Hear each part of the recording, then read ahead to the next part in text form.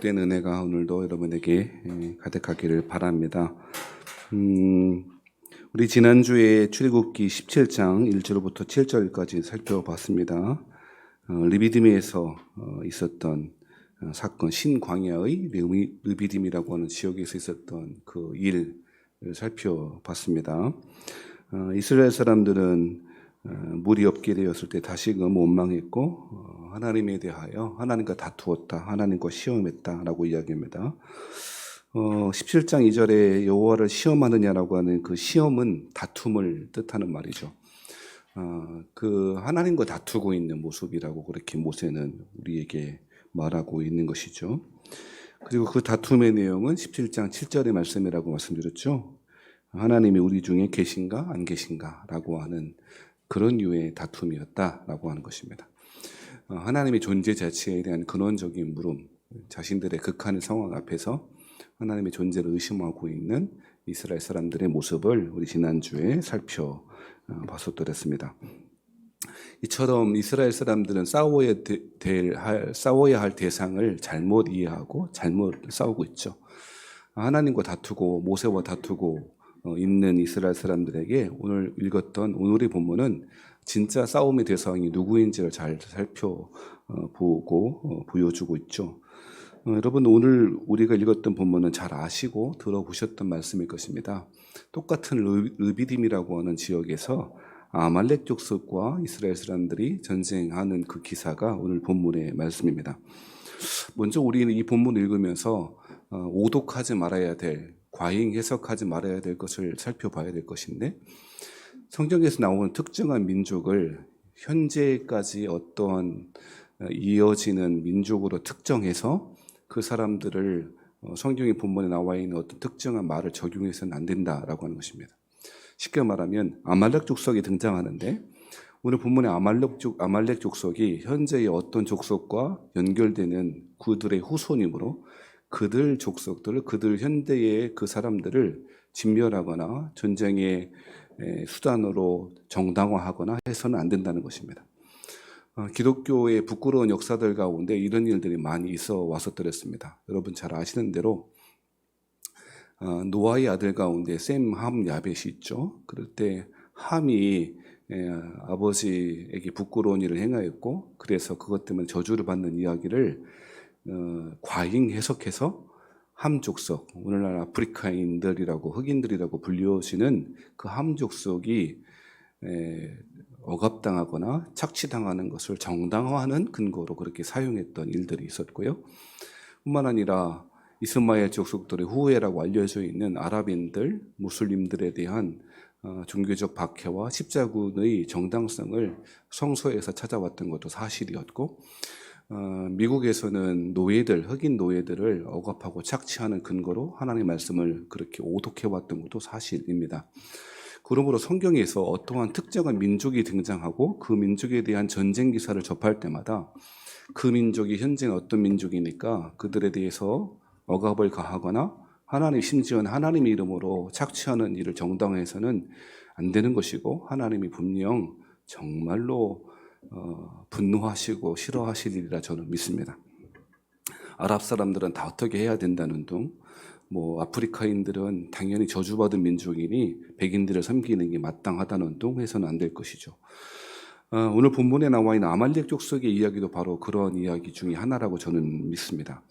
아말렉 족속은 먼저는 창세기 36장에 보면 에서의 아들이었던 엘리바스가 등장하고요. 그리고 엘리바스의 첩이었던 딥나라고 하는 여인이 있는데 그 사이에서 나왔던 아들이고 그 아말렉의 후손들을 이름하여 아말렉 족속이라고 부르게 되었습니다.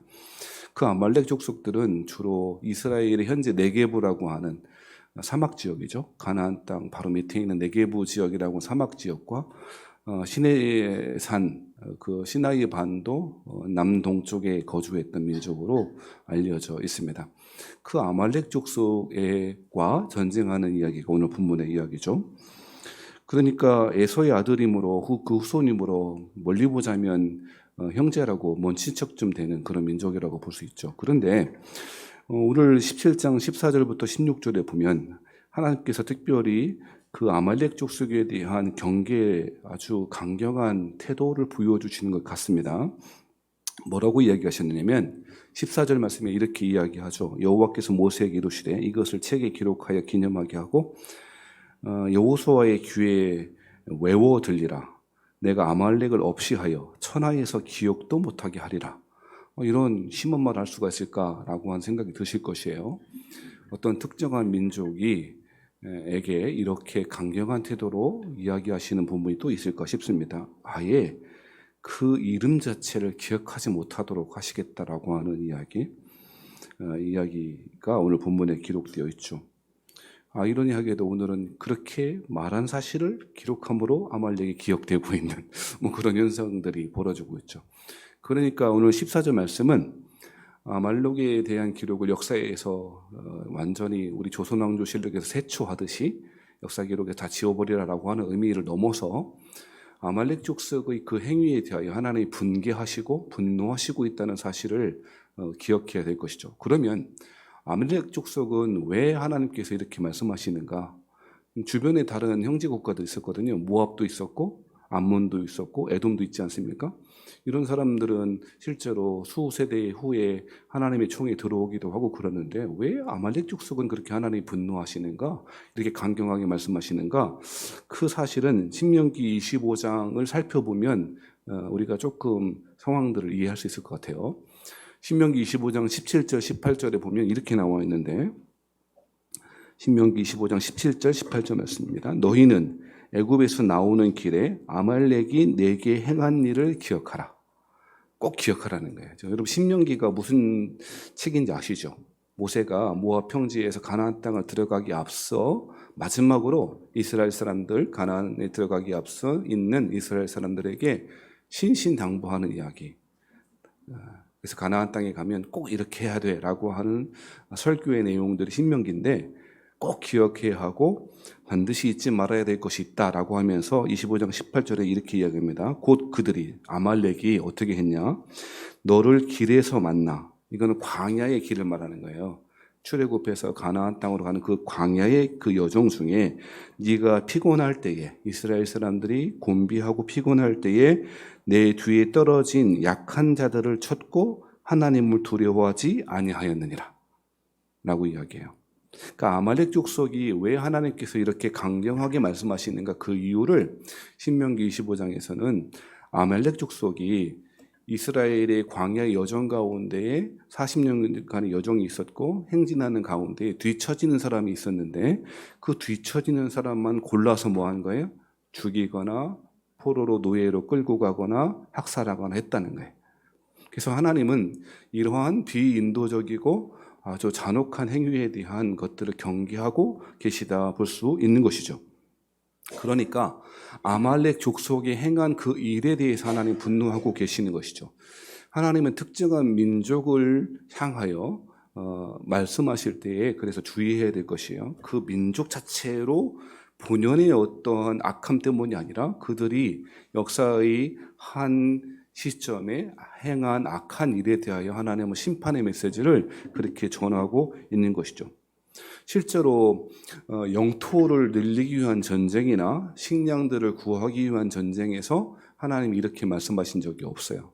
그러니까 아말렉에 대해서는 그러므로 분노하신 이유, 진노하신 이유가 이러한 잔인함 그리고 아주 사탄적이고 악마적인 야수성 이런 것들에 대한 분노를 그렇게 표현하고 있는 것이죠. 실제로 군인과 군사와 군사가 만나서 전쟁하는 것이 아니고 뒤에 처진 사람.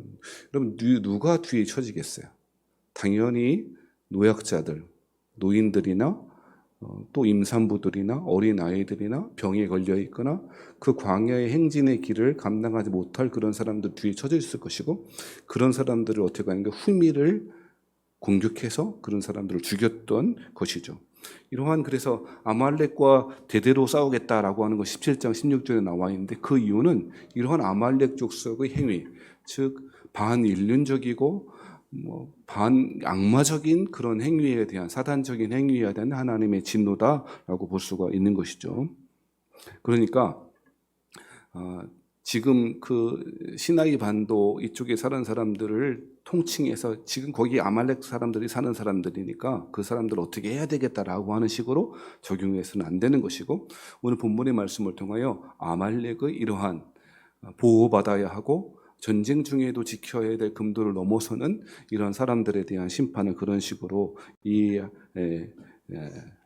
이해하고 그렇게 적용해야 될 것이죠.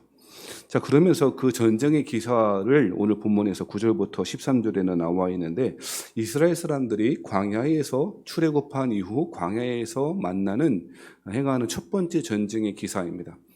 그런데 그 전쟁의 기사를 살펴보면 무엇인가 전쟁을 어떻게 행했다라고 하는 전략과 전술이 나타나 있지는 않고, 어떻게 보면 좀 싱거워 보이는, 전쟁의 기사치고는 싱거워 보이는 일들을 보여주고 있습니다. 사사기 같은 데 보면 기드온이라고 하는 사람이 미디안 족속과 싸울 때에 하나님을 의지하여 싸웠긴 했습니다만 나름 전략과 전술을 보여주지 않습니까? 그 항아리 횃불을 담아가지고 가서 항아리를 깨트리고 소리를 지르고 그리고 불을 지르고 하면서 그 미디안의 진영 가운데 혼란을 일으키게 되어지고, 그래서 서로 죽이게 되어지는 전략 같은 것들이 있기도 하고요. 그런데 오늘 본문의 말씀, 특별히 진멸을 명하시는 그 아말렉 족속과의 전쟁에서는 그런 것들이 전혀 보여지지 않고 있다는 것입니다. 하나님이 특별히 아말렉 족속과 싸울 때 명령하시는 그 명령들이 무엇인가를 살펴보겠습니다. 9절 말씀에 보면 이렇게 말하죠.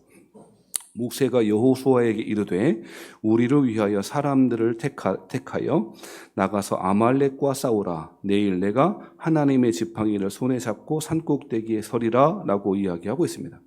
하나님 모세를 통하여 전쟁의 방법과 전술을 가르쳐 주는 것이 아니고 아말렉과 싸우게 될 터인데 뭐를 잡고 가랍니까?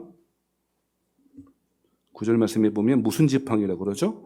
하나님의 지팡이를 잡고 산꼭대기에 설 것이다 라고 말합니다. 여러분, 이 하나님의 지팡이는 앞서에서 계속 언급되어졌고 반복되어졌던 모세의 지팡이를 지금 오늘 본문에서는 하나님의 지팡이라고 부르고 있죠.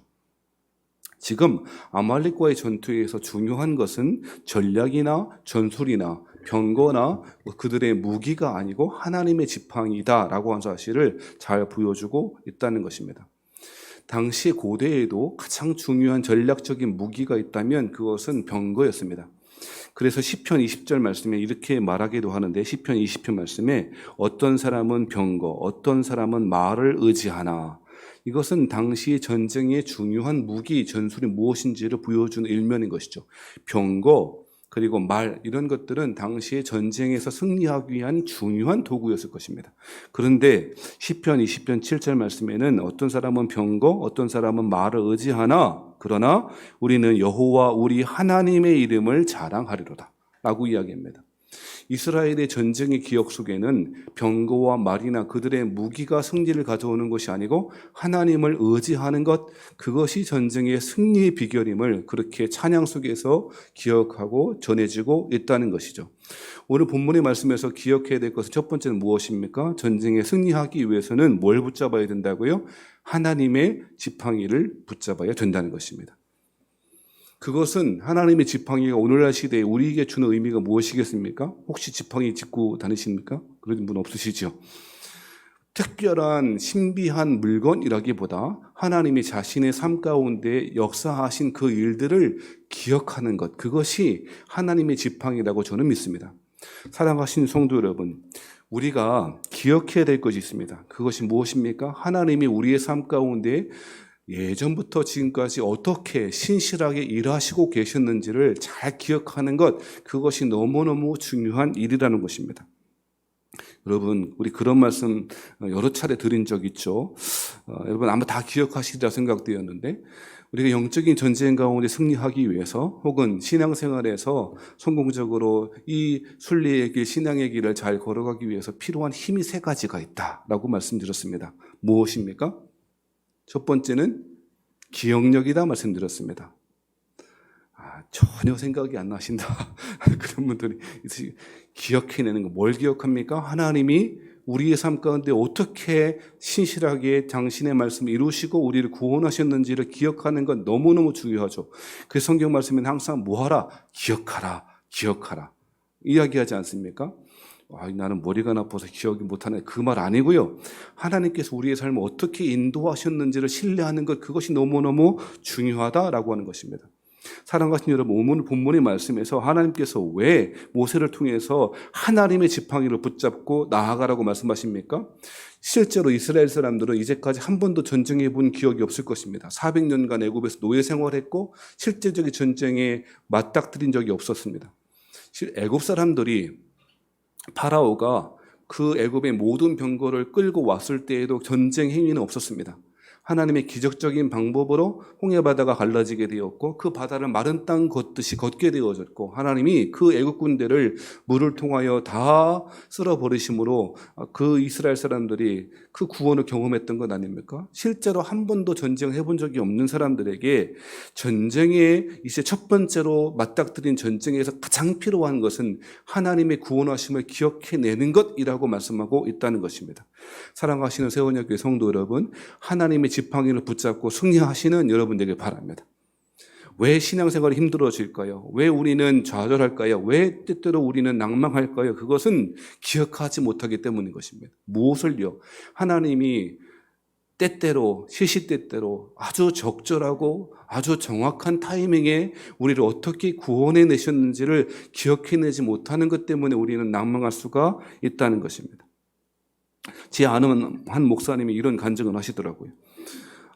한 교회 부교육자로 사역하다가 부목사로 사역하다가 이제 사임하게 되고 교회를 이제 어떻게 해야 될지 목회를 어떻게 해야 될지 고민하던 가운데 이분이 금식하며 기도했답니다. 하나님, 목회의 길을 좀 열어주세요. 라고 그렇게 순복음교회 그 기도원 오살리 그 최자실 기념 금식 기도 있지 않습니까? 거기서 열심히 기도했답니다.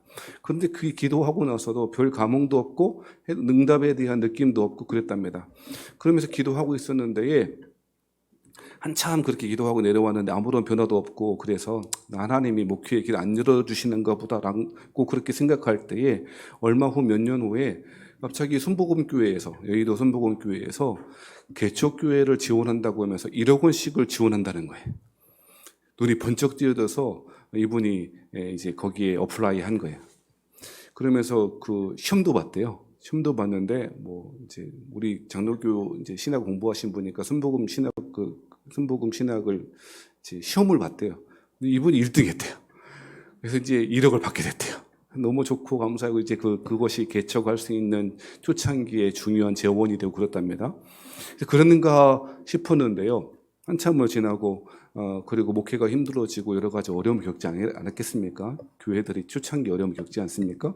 그러면서 이렇게 좌절하고 있을 때에 하나님께서 섬광처럼 자신에게 이렇게 말씀하시는 게 있더래요. 내가 너 응답해 주지 않았느냐고. 너 기도에 응답해 주지 않았느냐고 말씀. 처음에 무슨 소린가 했답니다. 그런데 기억해 보니 그게 생각나는 거예요. 그 금식기도원에서 하나님 목회의 길 열어주세요. 목회의 길 열어주세요. 그 했던 기도에 했던 그 장면들이 떠오르게 하셨다는 거예요. 이것이야말로 응답 아니냐. 내가 이 일들을 통하여 저 순복음교회를 통하여 1억 원을 지원받게 했고 이렇게 목회의 길을 열어주었는데 너는 왜 원망하고 있니? 라고 하는 음성을 주시더라는 거예요. 사랑하는 여러분, 왜 원망할까요? 왜 우리는 때때로 좌절할까요? 그 이유가 뭔지 아세요? 하나님의 지팡이를 손에 안 붙잡는 거예요.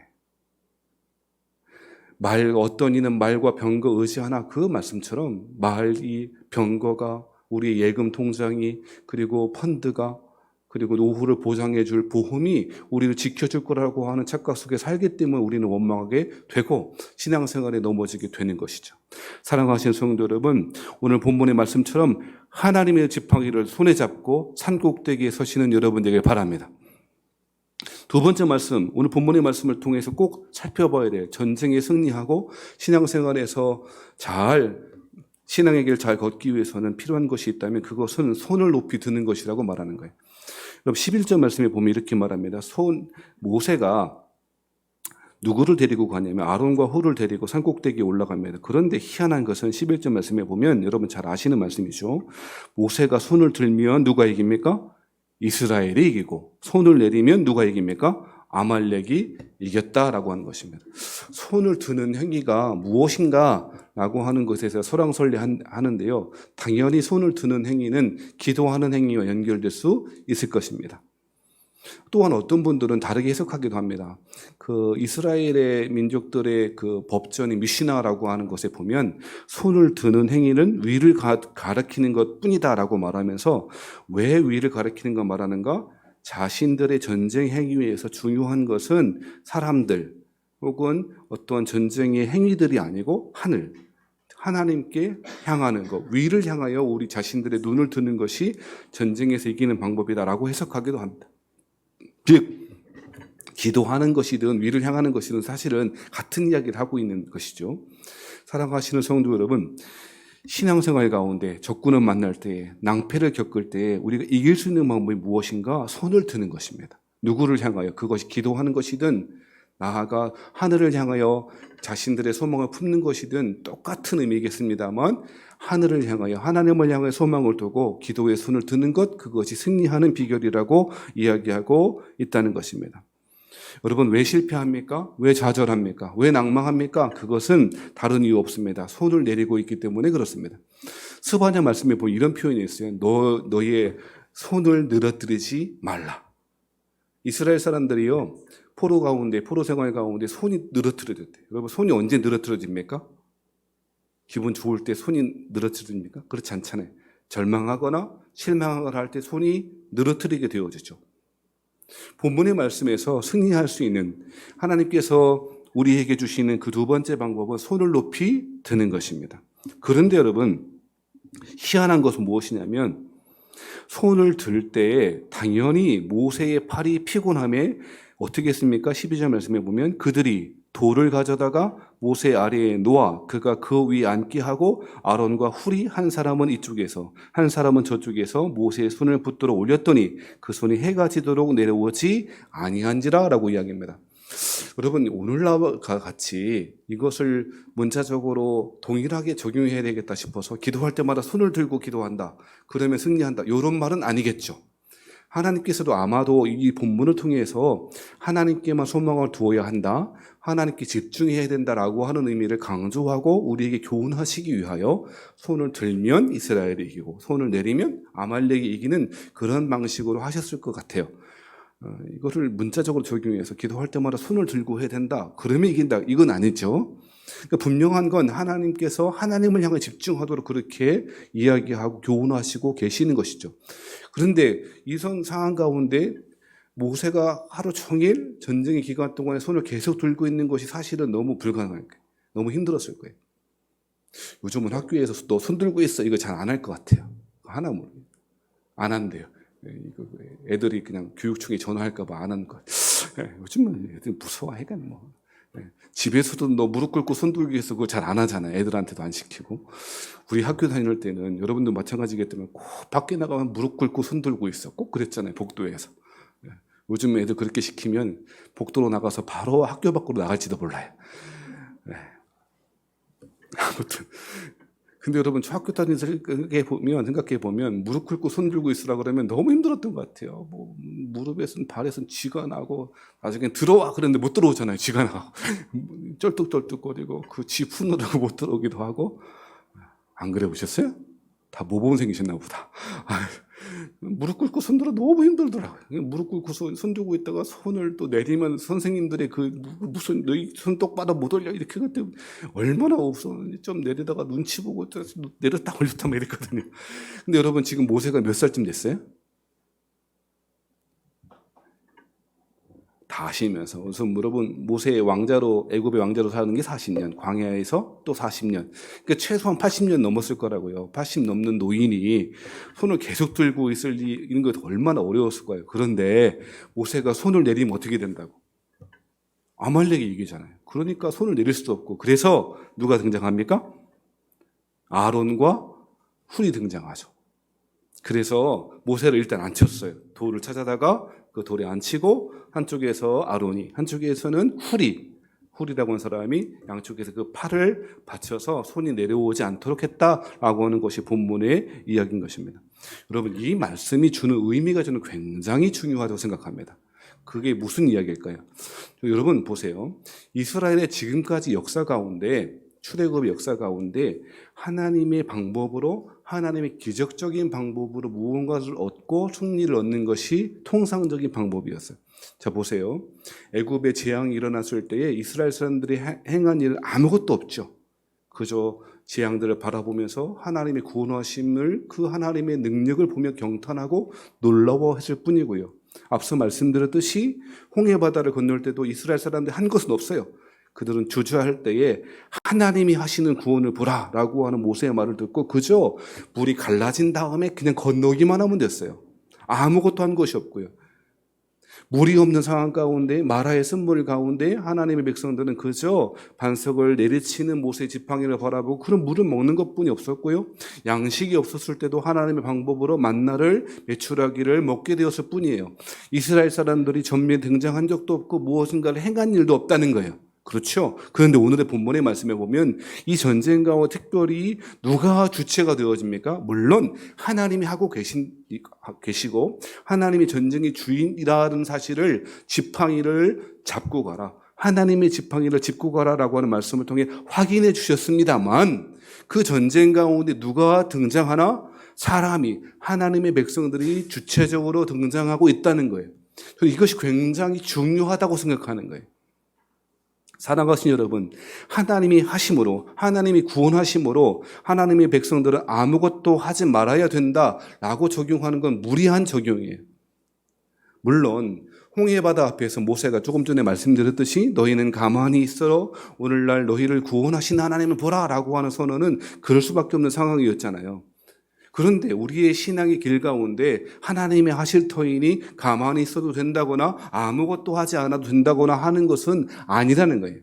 오늘 본문의 사실은 그 사실을 잘 보여주고 있다는 것입니다. 전쟁에 승리하게 하시는 분은 분명히 하나님이십니다만 하나님은 모세를 그리고 아론을 그리고 훌을 그리고 실제로 전쟁의 현장 가운데 싸우고 있는 여호수아를 택하셔서 전쟁하게 하시고 그리고 오늘 본문에 기록되어 있진 않지만 수많은 전쟁에 가담했던 이스라엘 그 군대를 통하여 하나님께서는 잔혹한 악마적인 잔혹함을 가지고 여인들을, 유아들을, 노인들을 죽였던 아말렉을 징벌하시고 있다는 사실입니다. 사랑하신 성도 여러분, 우리 신앙생활에 꼭 그렇습니다. 어떠한 분들은 하나님이 하실 터이니 라고 그렇게 신앙 있는 척합니다. 하지만 그것이 참 신앙일까요? 그렇지 않다는 것입니다. 참 신앙은 하나님의 주인이심을 믿고 하나님의 섭리하심을 믿습니다만 더 나아가 하나님께서 우리에게 맡겨주신 그 일들을 충성스럽게 감당하는 것이 좋은 신앙이고 하나님이 전쟁에서 승리하게 하시는 길인 줄 믿습니다. 그것이 기도하는 것이든 그 다른 어떤 것이든 하늘의 소망을 두고 우리의 삶을 통하여 우리의 순종을 통하여 하나님은 당신의 구원을 이루신다라고 하는 것이 오늘의 본문의 교훈인 것입니다. 사랑하신 성도 여러분, 모세는 아마도 기도했을 것입니다. 무엇을 보며 기도할까요? 자신이 팔이 내려갈 때에 자신의 백성들이, 자신의 동료들이, 자신의 형제와 자매들이 아말렉의 칼 앞에 죽어가는 모습을 봤을 것입니다. 그러니 어떻게 팔을 내릴 수 있겠습니까? 자신이 팔이 육신적인 한계가 다가왔을 때 아론과 훌이 그 옆에서 돕고 그 팔이 내려오지 않도록 혼신을 다하여 그 전쟁의 현장을 바라보며 기도했을 것입니다. 그리고 여호수아는 전쟁의 한 복판에서 이스라엘 사람들을 동원하고 이스라엘 사람들과 함께 아말렉과 싸웠을 것입니다. 그것이 하나님의 방법이라고 이야기하고 있다는 것입니다. 오늘날에도 이러한 동역함과 이러한 팀워크가 저는 필요한 시대라고 생각합니다. 오늘날 교회의 어려움 가운데 하나는 모든 대부분의 교인들은 관중이고 몇몇의 사람들만 선수로 뛴다는 것입니다. 선수와 관중이라고 하는 비유가 마음에 거슬릴 수도 있겠습니다만 그것이 현실 아니겠습니까? 큰 교회나 작은 교회나 동일하게 겪는 어려움은 일꾼이 없다라고 하는 것입니다. 작은 교회는 작은 교인들 일꾼이 없대요. 자, 그럼 큰 교회는 낫겠지. 사람들이 많이 몰려드는 큰 교회에는 헌신된 일꾼이 많겠지. 안 그렇더라고요. 대부분의 사람들이 관중이고 몇몇의 소수의 사람들만 그렇게 하나님의 나라 위하여 교회를 위해 헌신하고 수고하는 분들이 아주 적더라고요. 그것이야말로 오늘날 교회가 어려움을 당하는 이유 아니겠습니까? 코로나 시대에 우리 교회뿐만 아니라 많은 교회들이 당하는 어려움의 이유가 저는 여기 있다고 생각합니다. 우린 예배도 구경합니다.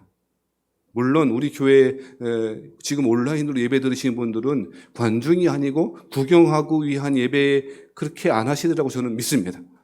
아마도 우리 지금 온라인으로 참여하신 분들은 미리 10분 전에 성경 그 본문을 펼치고 그 찬송가를 준비해 놓고 헌금을 준비해 놓고 자세를 바르게 하고 아마도 그렇게 예배 드실 줄 믿습니다. 확인 안 됩니다만 믿고 싶다고 해요. 그런데 많은 경우에 그렇지 않더라는 거예요. 우리 예전에 그런 말 참 많이 했어요. 예배 드리러 간다라고 했어요. 예배 보러 간다 그랬어요. 우리 예전에 그랬던 것 같아요. 예배 보러 간다 그랬거든. 그렇죠? 그 굉장히 잘못된 언어 자체가 잘못된 그리고 그 언어에 예배 본다라고 하는 말 속에 예배를 인도하는 목사와 예배를 주도하는 사회자와 기도를 담당하는 사람 몇몇 외에는 그저 예배를 참여하는 함께 예배하는 공동체로 나아가는 것이 아니고 그저 구경하는 것으로 그렇게 여겨졌던 것이죠. 지금은 그런 말 잘 안 해요. 예배 보러 간다 그렇게 안 해요. 하지만 오늘 코로나 시대에 정말 예배 보는 시대가 되어 있는 것 같아요. 텔레비전을 통하여 핸드폰을 통하여 그저 예배를 보는 거죠. 내가 주체적으로 예배를 참여하지 못하는 거예요. 만일 모세가 저 산 꼭대기 위에서 전쟁하고 있네 라고 보고만 있었더라면 어떻게 됐겠습니까? 모세는 지금 여호수아를 필두로 해서 싸우고 있는 사람들 그리고 자신의 손이 내려갈 때마다 죽어가고 있는 사람들을 보면서 하나님께 손이 내려가지 않도록 그리고 간절히 기도하며 여호수아가 잘 싸우도록 그리고 자신의 백성들이 죽임을 당하지 않도록 간절히 그렇게 외치며 기도하며 하늘을 향하여 자신의 손을 내리지 않았던 것이죠. 사랑하신 성도 여러분, 오늘날에도 우리의 기도의 손, 하늘을 향한 소망의 손을 내리지 않는 저와 여러분이 되어야 된다는 것입니다. 사랑하신 여러분, 하나님이 전쟁에 이기게 하십니다. 하지만 그 전쟁은 우리의 손을 통하여 내려오지 않는 기도의 손을 통하여 하나님의 승리를 우리에게 주신다고 저는 확신합니다. 어떤 사람은 모세일 수 있습니다. 어떤 사람은 모세를 돕는 협력자였던 아론일 수 있고 어떤 사람은 훌일 수 있습니다. 그리고 어떤 사람은 여호수아일 수도 있습니다. 그리고 어떤 사람들은 오늘 본문에 기록되어 있지 않는 무명의 용사일 수 있습니다. 하지만 이 모두 다 하나님의 도구가 되어 하나님께서 분노하시는 진노하시는 아말렉 족속과의 전쟁에 승리하게 하시는 하나님의 손과 발이 되었다는 사실을 기억해야 할 것입니다. 예배를 보거나 그저 교회의 구경꾼으로 그저 잘하고 있구나 어쩔 수 없이라고 하는 수동적인 참여자가 아니라 전쟁의 현장 가운데 영적인 전쟁의 현장 가운데 참여하고 있는 주체가 되어 하나님의 나라 위해서 수고하고 애쓰시는 저와 여러분들이었으면 좋겠습니다. 오늘 아말렉과의 전투는 실제적이고 현실적이고 지금도 재현되는 전쟁 아닙니까? 아말렉이 하나님의 분노를 샀던 이유는 이것이 마귀의 행위이기 때문에 그렇고 마귀의 전형적인 공격 패턴이기 때문에 또 그렇습니다. 마귀는 처진 사람들, 연약한 사람들, 뒤에 그 순례의 길, 광야의 길 가운데 처진 사람들을 공격합니다. 영적으로 무장되어 있고 에베소서 6장의 말씀처럼 전신갑주를 입은 하나님의 군사들에게 함부로 덤비지 않습니다. 마귀는 늘 넘어지고 힘들어하고 그리고 원망하고 좌절하고 그래서 순례의 길 가운데 잘 참여하지 못하고 따라가지 못하는 사람을 공격하는 것 아닙니까? 그것이 마귀의 길이라고요. 그렇다면 지금도 우리는 이 아말렉과의 전쟁 가운데 그것이 현실화되어 지금도 싸우고 있다는 사실을 기억해야 할 것입니다. 사랑하시는 여러분 모세입니까? 아론입니까? 훌입니까? 아니면 여호수아입니까? 아니면 무명의 병사입니까? 하지만 그 어떤 위치에 있든지 하나님은 그 전쟁에 참여하게 하시고 승리하게 하시고 그가 행한 대로 상급을 베풀어 주실 줄 믿습니다. 요한계시록 22장 12절 말씀 마지막 요한계시록 다 끝나갈 무렵에 하나님께서 그 수고하고 애쓰는 때로는 순교의 피를 흘리며 때로는 그 짐승의 표를 받지 않았다는 그 이유 때문에 자신의 모든 것이 박탈당하며 죽음의 위기가 시시각각 다가오고 자신의 목을 짓누르고 있는 상황 가운데 그렇게 고난당하고 있는 사람들에게 마지막에 이렇게 말씀하시죠. 계시록 22장 거의 끝에 가서 이렇게 말씀하십니다. 계시록 22장 12절 말씀. 보라, 내가 속히 오리니 내가 줄 상이 내게 있어 각 사람에게 그가 행한 대로 갚아 주리라. 사랑하신 여러분, 하나님은 지금 이 성경에 계신 마지막 끝에 와서 다른 이야기도 하시지만 하나님께서 갚아주시겠다고, 그 행한 대로 갚아주시겠다고 선언하십니다. 하나님께서 상급을 주시겠다고 이야기하시는 것입니다. 어느 모양 어떤 모습으로 참여하든지 간에 아말렉과 이 전쟁 가운데, 광야길 가운데 이런 그 전쟁 가운데 참여하여 하나님 나라를 위하여 수고하는 백성들에게 상을 주시겠다고 이야기하고 있는 것이죠. 바라고 소원하는 것은 저와 여러분이 하나님의 손과 발이 되어 하나님 나라의 여정 가운데 있는 백성들과 함께 더불어 이 전쟁을 승리하게 하시는 하나님의 손과 발이 되기를 주의 이름으로 축원합니다. 설교 준비하면서 그러면 이 시대의 손과 발을 우리 모세의 양쪽에서 팔이 내려오지 않도록 도와줬던 아론과 훌, 이런 것이 어떻게 적용하면 좋을까 하다가 제가 최근에 읽고 있는 한 책이 생각났습니다. 여러분 조정래 아시죠? 조정래 작가는 다 아실 것입니다. 조정래 작가는 저는 부끄럽게도 대학 때 처음 알았어요.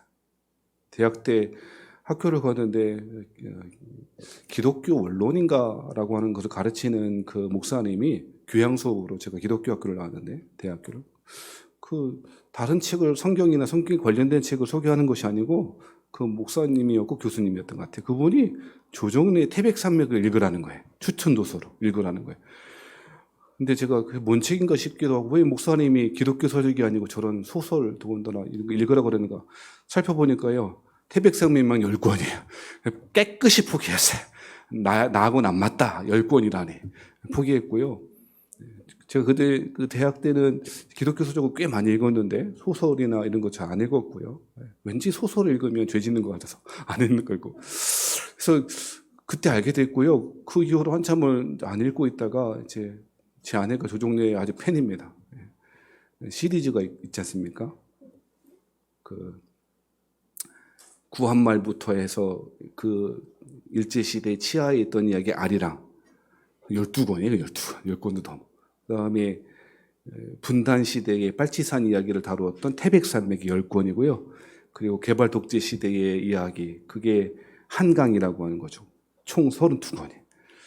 나는 우리 태용이가 도전하기를. 내가 오늘 1시간 동안에 너 책을 읽어야 된다, 시를 읽어야 된다 이야기했는데 어떻게 할지 모르겠어요. 아무튼 그래요. 아무튼 근데 왜 제 아내가 그렇게 좋아하는지, 예전에도 읽었는데 또 읽고 싶다, 또 읽고 지금 다시 읽고 있어요. 아무튼 너무 좋아요. 저도 읽어보니까 제가 젊었을 때 왜 읽었던 느낌과 좀 다른 것 같고, 건성으로 읽었던 데와 좀 다른 것 같아요. 아무튼 여러분 기회가 되시면 한번 시간을 내셔서, 뭐 32권밖에 안 되거든요. 32권 그거 괜찮잖아요. 뭐 금방 읽으시잖아요.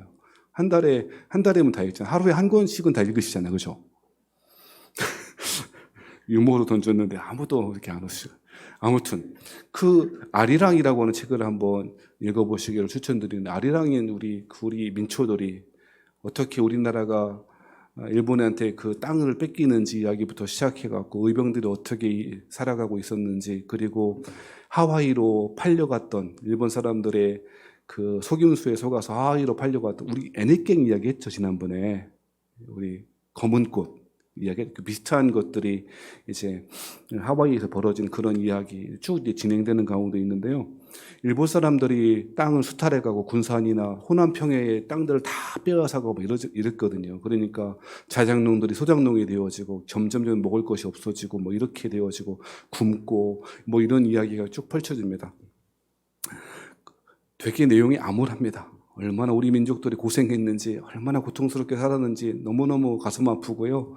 하와이에 팔려간 방영근이라고 하는 사람과 그 자신의 친구와 함께 앉아서 하와이의 그 검푸른 바다를 보며 고향을 생각하면서 꺼이꺼이 울고 있는 두 남자의 이야기를 보면서 정말 이렇게 할 수밖에 없었는가 여러 가지 생각이 듭니다. 그런데 이 소설이 참 아름답게 느껴졌던 이유 중에 하나는, 그렇게 고난당하는 민족들의 이야기 끝에 중간중간에 소망의 메시지가 있더라고요. 그게 너무 좋더라고요.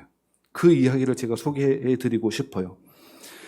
호남 평야에 먹을 것이 없어서 이제 굶고 있는 사람들이 많아지고 있는 그런 시기에, 땅을 뺏기고 그런 시기에 있었던 이야기입니다. 제가 한번 인용해 보겠습니다. 한번 들어보십시오.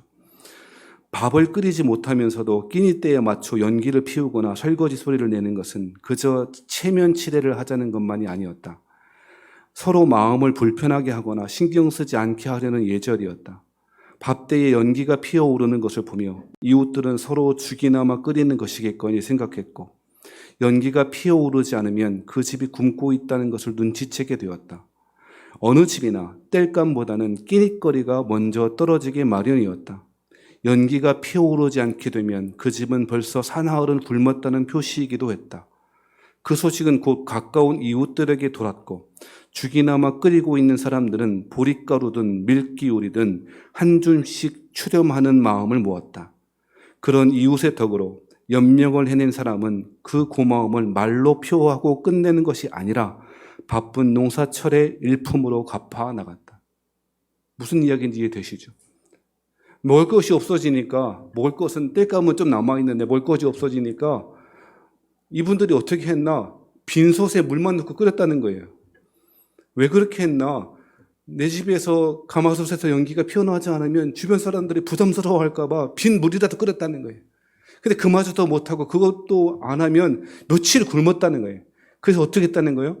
사람들은 저 집에 저기 굴뚝에서 연기 나나 안 나나 주목하고 있었다는 거죠.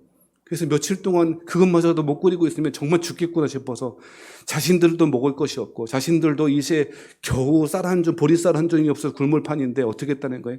한 줌씩 밀가루든 보리쌀이든 한 줌씩 추렴하여 그 집에 갖다 주고 겨우겨우 끼니를 떼어가고 살 수 있게 했다는 거예요. 무엇인가 가난한 사람들은 나라님도 구제 못해 라고 하는 것이 아니고, 그런 이상한 말 하는 사람이 아니고 자신에게 가지고 있었던 그 보리쌀 한 줄을 추렴하고, 그래서 끼니를 이어가게 하고, 그저 고맙다는 말뿐이 아니라 갚을 길 없어서 식량으로 못 갚으니 바쁜 농사철에 되돌아오면 그 계절에 되어지면 자신의 품을 팔아서 그 사람을 도왔던 그 이야기, 이것들이 우리 구한말 시대에 우리 민족들이 생존의 방식이었다고 말합니다. 야, 그게 무슨 훌륭한 방법이냐. 일제하고 어떻게 싸우고 저 일제 사람들을 빼앗아오고 무엇인가 획기적인 방법을 강구해야지라고 말하는 사람도 있었겠죠. 하지만 그것이 감동을 저에게 주지 못하고 오히려 이것이 저에게 큰 감동을 주었습니다. 사랑하신 여러분, 어목했던 시절의 한국 민족들이, 한민족들이 삶을 이어갔던 일본과 싸우는 방식이 이것이었다고 조정래 작가는 응변하고 있는 것이죠. 사랑하신 성도 여러분, 우리도 마찬가지 아니겠어요? 이 엄중한 시대에 엄중하다고 자꾸 말하는 사람들이 기분 나쁜데, 아무튼 이 엄혹한 시대에 하나님의 백성들이 아말렉과 싸워도 이 시대에 승리하며 함께 광야의 길을 잘 걸어가는 것은 모세가 손을 들었을 때에 그 손이 내려가지 않도록 피곤할 때에 옆에서 도와줬던 아론과 훌이 돼요. 가마솥에 물이 수증기가 연기가 나나 안 나나 살피며 함께 한 줌 보리쌀을 나누는 추렴하는 일들이 하나님의 백성들이, 아니 하나님이 우리를 구원하신 방식 아니겠냐는 것이죠. 말씀 마치겠습니다. 사랑하신 성도 여러분, 하나님은 하나님의 지팡이를 손에 집으라고 말씀하십니다. 궁극적으로 승리를 주신 하나님이심을 기억하십시다. 우리의 삶 가운데 어떻게 하나님께서 우리를 구원하셨는지, 신실하게 당신의 말씀을 이루어 가셨는지를 기억하고 승리하시는 여러분 되길 바라고, 손 내리지 말고 함께 도우며 어느 곳에 있든지 어떤 사역을 하든지 어떤 섬기에 있든지 간에 하나님의 도구가 되어 보리쌀 밀가루 한 줌 추렴하듯 하나님의 사랑을 그렇게 증거해내고 살아가시는 저와 여러분 되시기를 주의 이름으로 축원합니다.